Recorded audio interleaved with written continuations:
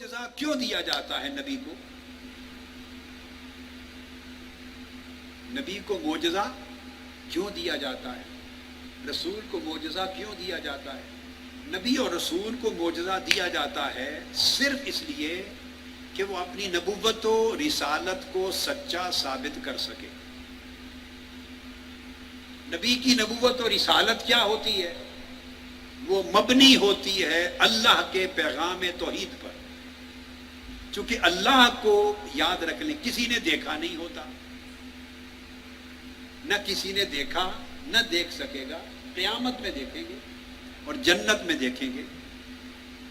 جس ذات حق وحدہ لا شریک کا پیغام توحید لے کر اللہ کا نبی آتا ہے، اس اللہ کو کسی نے دیکھا نہیں ہوتا، تو نبی آ کے بات منواتا ہے ساری عالم غیب کی، اللہ کو مانو۔ اور پھر اللہ نے جو جو چیزیں بتائی ہیں اس کی وحی کو مانو، قیامت کو مانو، جنت و دوزخ کو مانو، اس کی قدر تقدیر کو مانو، باس بعد الموت کو مانو، خیر و شر کی طاقت کو مانو، ملائکہ کو مانو۔ اللہ پاک ساری وہ چیزیں منواتا ہے جو آنکھوں سے دکھائی نہیں دیتی۔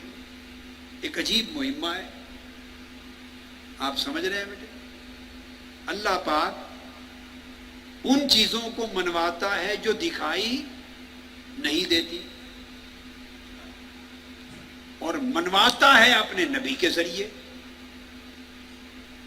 اسی کو نبوت اور رسالت کہتے ہیں، اسی پیغام سے عبارت ہے رسالت، کہ وہ لوگوں سے وہ چیزیں منواتا ہے اللہ کا نبی اور رسول، اللہ کی ذات کو اور اللہ کی تعلیمات کو، اور ان حقائق غیبیہ کو جو اللہ نے بتائے ہیں، وہ چیزیں جو کسی آنکھ کو بھی نظر نہیں آتی۔ خواہ وہ مرتبے میں صدیق اکبر بن جائے تب بھی نہیں دیکھ سکتا۔ صدیق اکبر نے بھی اللہ کو نہیں دیکھا، قیامت کو نہیں دیکھا، دوزخ و جنت کو نہیں دیکھا۔ وہ جو چیزیں جب واقع ہوں گی تو ہر کوئی دیکھے گا۔ نہ وہ فاروق اعظم جو بن گئے انہوں نے بھی نہیں دیکھا، جو عثمان غنی نے نہیں دیکھا، علی شیر خدا نے، یعنی جو جتنے اونچے رتبے پہ بھی پہنچ جائے، اپنی اس جسمانی بشری آنکھ سے کوئی ان حقیقتوں کو اس دنیا میں نہیں دیکھتا۔ اللہ پاک فرماتا ہے کہ مجھے منواؤ اور میری بیان کردہ ان ساری حقیقتوں کو منواؤ۔ تو نبی اور رسول اس کام کے لیے دنیا میں آ جاتا ہے۔ اب جو جو چیز منوانے کے لیے نبی کہتا ہے اس میں سے کچھ نظر نہیں آتا، اور جنہیں کہا جا رہا ہے کہ تم مانو، ایمان لاؤ ان حقائق پر، انہیں صرف ایک ہی شے نظر آتی ہے، اور وہ نبی کی ذات۔ جنہوں نے ایمان لانا ہے انہیں صرف ایک شے نظر آتی ہے، کیا؟ نبی کی ذات، رسول کی ذات۔ یہ علم کلام ہے بیٹے، ہر دور میں نیا علم کلام وضع ہوتا ہے نا، ہر دور میں ضرورت کے مطابق وضع ہوتا رہتا ہے۔ ایک ہی شے نظر آتی ہے ان لوگوں کو جنہوں نے ایمان لانا ہے، ماننا ہے، اور ان کے سامنے صرف نبی کی ذات۔ خدا کی ذات بھی غیب اور باقی سارے حقائق بھی غیب، اور حکم بھی یہ ہے ایمان لانے والوں کو، الذین یؤمنون بالغیب، جو نظر نہیں آ رہا، جو غیب میں ہے اسے مان لو، بن دیکھے مان لو، یہ کل ایمان ہے۔ بن دیکھے مان لو، یہ کل ایمان ہے۔ تو جب اتنا بڑا کام سپرد کر کے اللہ نے اپنے نبی کو، اپنے رسول کو بھیج دیا کہ اس نبی کے کہے پر خدا کو ماننا ہے، اس نبی کے کہے پر سب کچھ ماننا ہے جو دکھائی نہیں دیتا، اتنا بڑا کام سونپ دیا، تو اس کو کوئی بہت بڑی حیرت انگیز طاقت بھی تو دے گا، کوئی کرشمہ بھی تو اس کے ہاتھ پہ ظاہر کرے گا کہ لوگ بن دیکھے ماننے لگے۔ وہ معجزہ عطا کرتا ہے نبی۔ کیا عطا کرتا ہے؟ معجزہ۔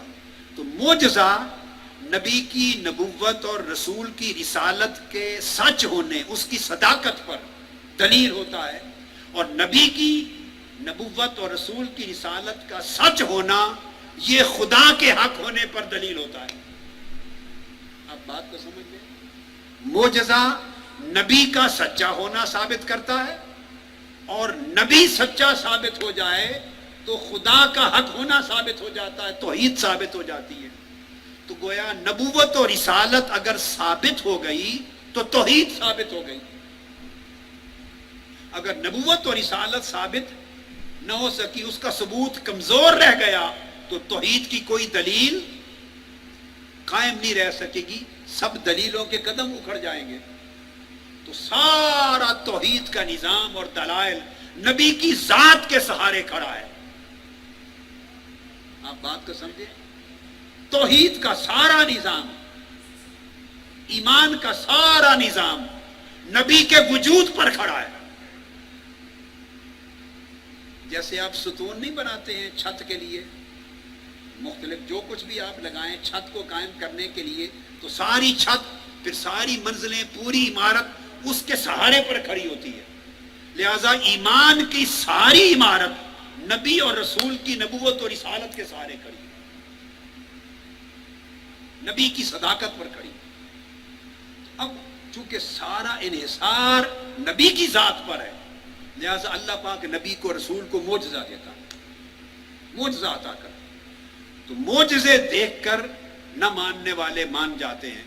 وہ کہتے ہیں کہ اگر یہ چیز ان کے ہاتھ پہ ثابت ہو گئی جو ممکن ہی نہ تھا، تو پھر جو یہ فرما رہا ہے وہ بن دیکھے مان لو.